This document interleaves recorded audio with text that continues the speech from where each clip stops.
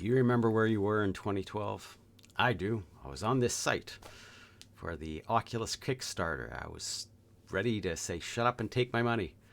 Take my $300. First in line for the original Oculus dev kit.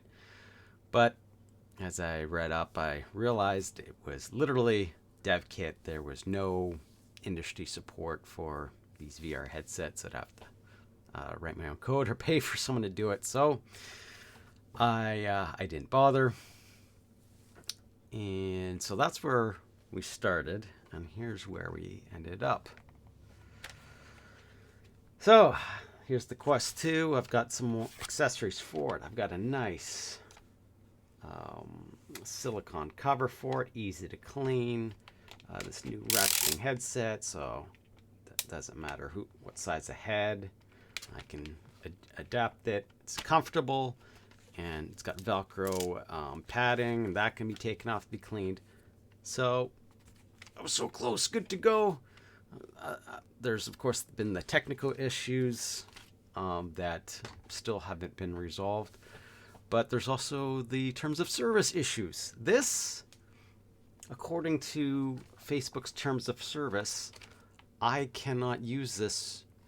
I cannot let users under 13 years of age use this, and that was the target age I was looking at in the kids ward. Children's ward at the hospital is under 13. So this would be against Facebook's terms of service. So last year I thought I could work around that, but looking at how Facebook is progressing, I'm not sure if I can trust them. And so I might have to again switch to a different headset. All right. So this is where we started. 2012. And then 2014. Yep. March 2014, Facebook buys Oculus. And at the time, we were told that Oculus and Facebook remain separate. That did not last forever. And in addition to that, Facebook released their first consumer version of the headset initially for $600, double the original. So $300 I knew was going to be the market penetration point if you want to get significant sales numbers. And there's no way. So with the CV1, I was basically, and then the Vive was at that time $100 more than that. I'm like, okay, it's not going to take off yet. Well, with the Quest 2, they finally got it to mass market level at 300. They broke the 300 mark, and what I've noticed going into basically what I was concerned what would happen has happened with the segmentation in VR chat. So VR chat, you can access some areas natively on here, but a lot of avatars in a lot of areas, nope, you need that. You need the link or virtual desktop or ALVR. Whereas I've been looking at the other social apps like Rec Room and particularly Altspace I was trying the other day, and it's been blowing up because there's no segmentation. And mind you, there's a lot of squeakers in there, a lot of underage kids. But there are a lot of people now picking up these other social apps because they're not being segmented. So back to the topic of Facebook.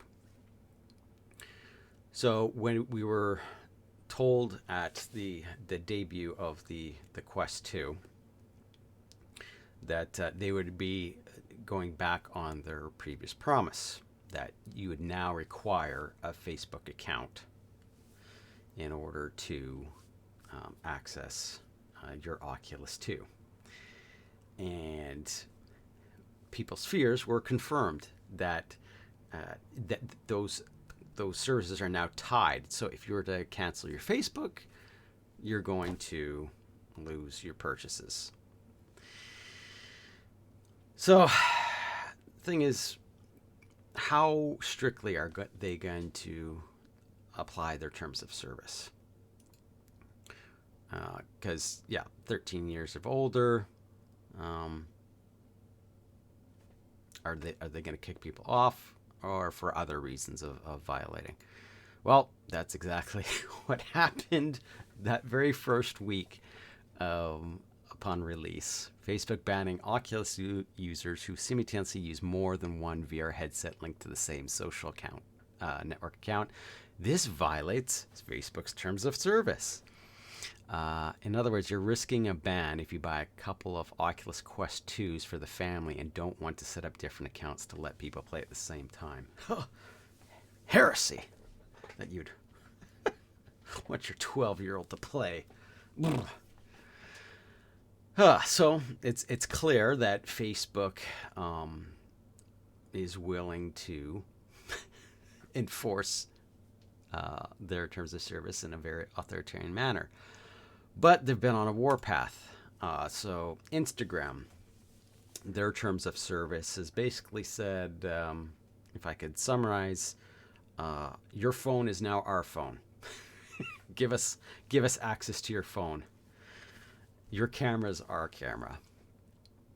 And so now they're going around all their services. Now it's WhatsApp.